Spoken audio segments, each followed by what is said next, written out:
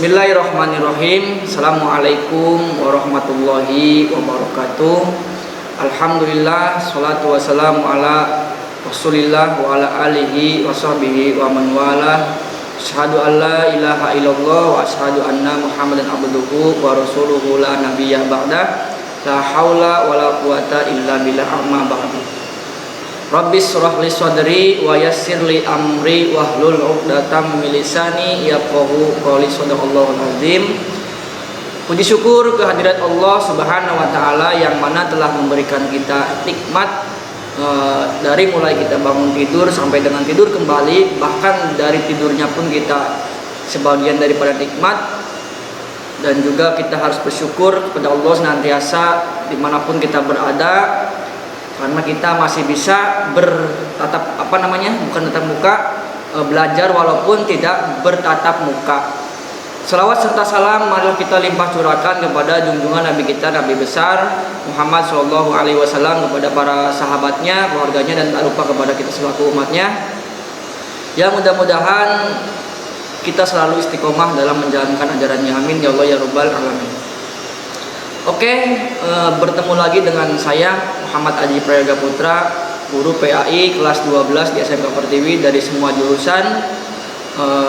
Mudah-mudahan kalian di rumah sehat selalu dan tidak pernah bosan-bosan untuk belajar, walaupun kita daring, masih dalam jaringan, dan kalian pun di rumah harus tetap semangat seperti guru-guru yang ada di SMK Pertiwi. Tetap semangat dan bahkan terus semangat untuk memberikan yang terbaik buat kalian di rumah. Oke, sebelum kita mulai pembelajaran hari ini, mari kita berdoa, kita memohon kepada Allah, mudah-mudahan Allah lancarkan pembelajaran kita hari ini, Allah mudahkan dan juga Allah ridhoi, sehingga apa yang kita pelajari hari ini mudah-mudahan bermanfaat, amin ya Allah ya rabbal alamin. Berdoa dimulai.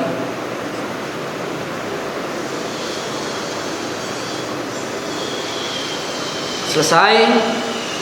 Oke, siswa dan siswi kelas 12, seperti yang pernah kita pelajari di minggu kemarin, kita belajar yang namanya demokrasi atau bersikap demokratis. Alhamdulillah, satu persatu dari pertanyaan yang saya sampaikan kepada kalian, kalian bisa menjawab bagaimana cara bersikap yang demokratis. Dan bahkan ada salah satu dari teman kalian yang bertanya ayat tentang demokrasi dan musyawarah. Oke, saya akan jelaskan ayatnya, yaitu ada di Quran surat Al-Imran ayat 159 yang bunyinya auzubillahi minasyaitonirrajim, bismillahirrahmanirrahim.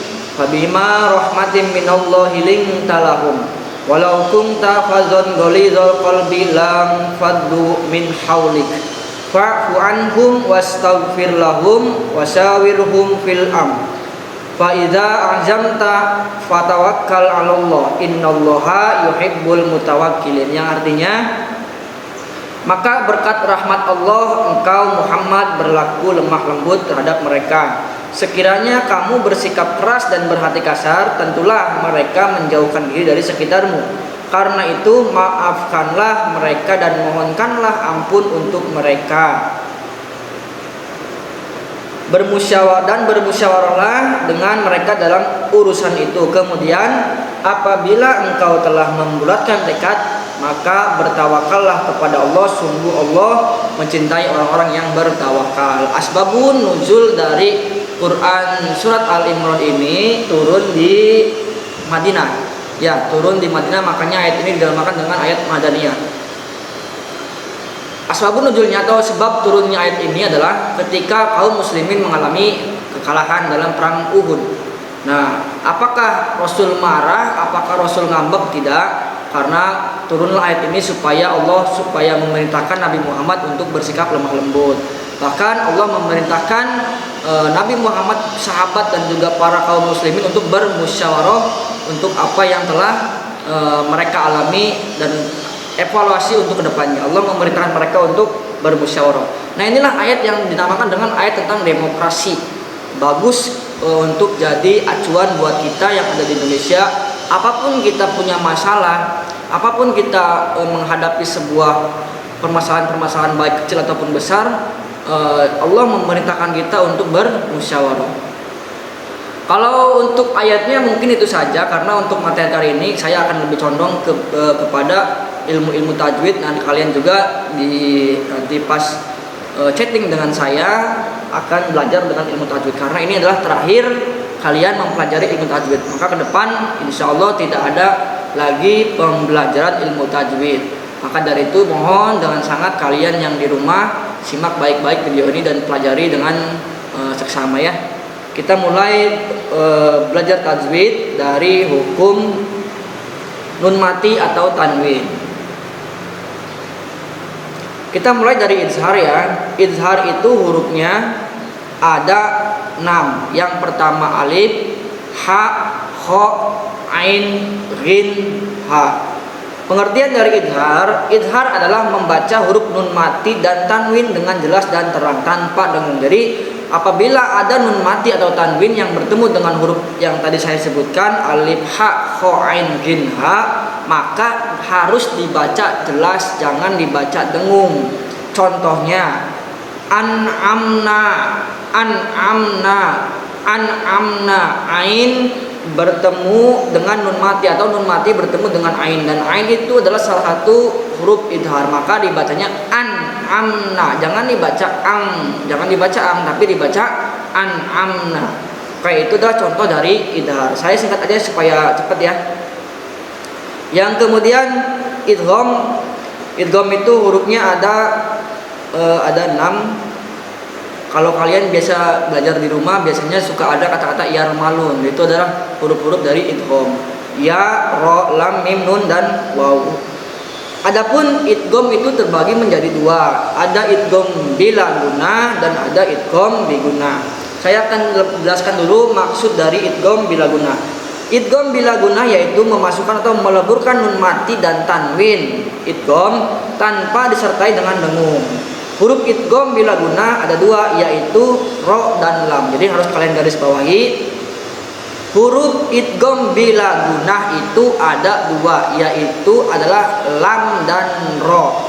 Contoh dari idgham bila guna, mata'allakum.